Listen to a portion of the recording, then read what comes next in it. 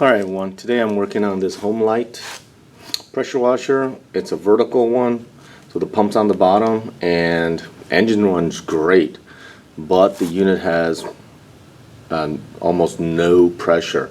So today what we're going to do is we're going to try to take out this valve here. I think it's probably just from sitting around. So what we're going to do is we're going to try to pull out this clip first. Ooh, it's nicely seized. Okay, so let's see if we can get this clip out without damaging it, and then we'll try to pull that out, okay? Right, I got a bigger screwdriver. Let's try the bigger screwdriver. How about that, huh? Oh, the top half is seized on there. I think this is nice and old. So, oh yeah, that's on there good and tight. Alright, so we're going to have to try method B. I'm going to try to see if I can free that up with some lubricant. So let's try that.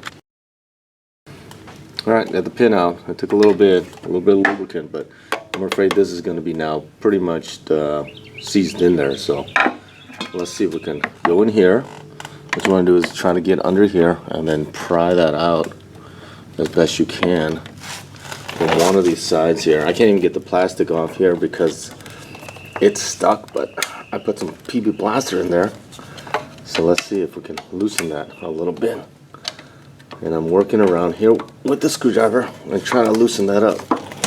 Just keep working around because this thing is super corroded.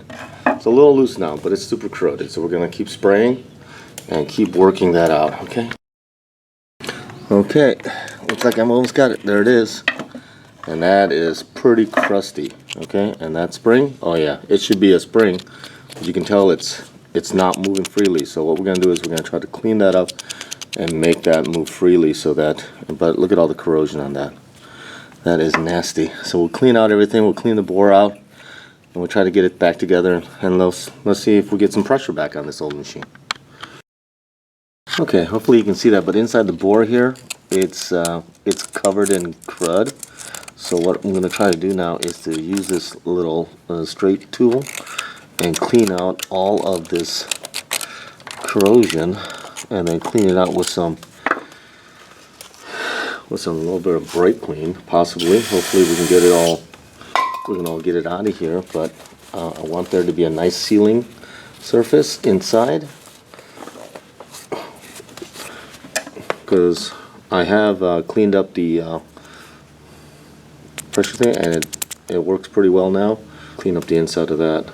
It looks good in here. I wire brushed it.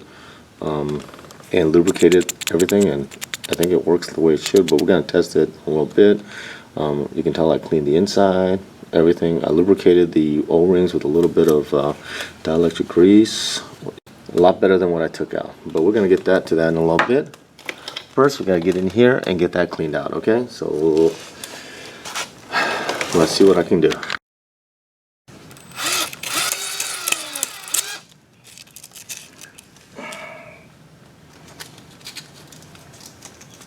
Okay, what I'm using is a piece of emery on a metal rod. I put it on my drill.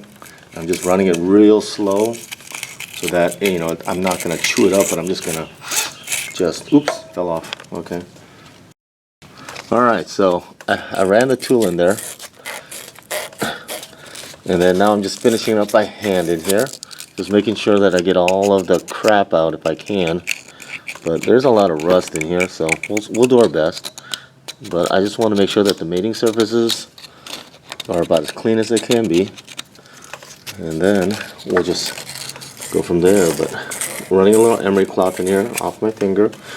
Real light pressure. And inside as well. Okay, I think the bore is smooth enough. I lubed it. Put a little anti-seize here because that's where the wet part is. And then I'm going to push this until this part goes in past that little bit right there. Okay.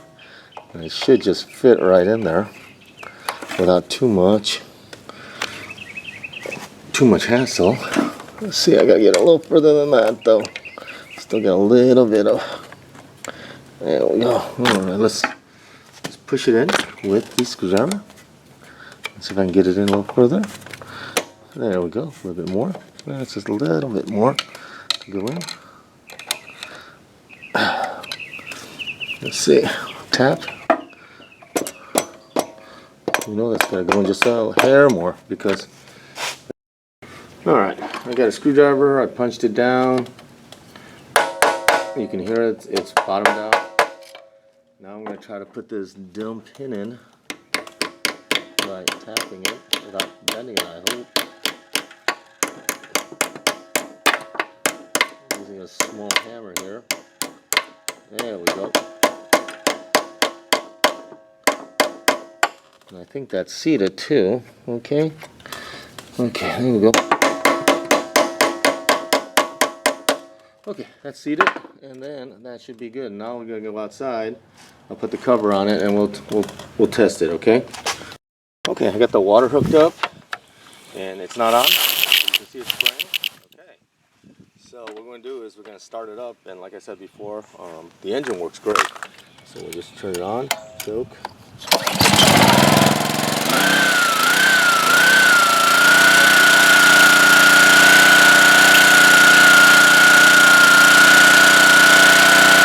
Alright guys, started to take it apart because I've still got no pressure. Inside here it was where the feet is and the mount is. It's pretty nasty. But if you can see that, those are these things. They're little springs. This is the only one that actually was okay. There's a little piece of plastic that was sitting inside there, and I think it's because it broke off of these. The spring inside, that big piece is from this one. And this little one is that little piece, and you can even tell that on this side, where is it? Right here. The plastic is missing that holds it.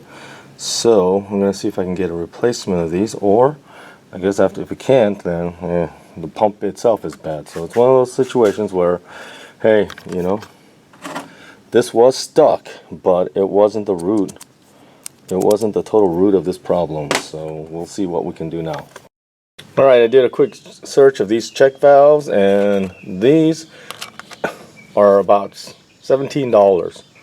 Or I can get a new pump, entire assembly, for about $69. So we're going to have to make a decision and see which way we go. But right now, that's where we're at.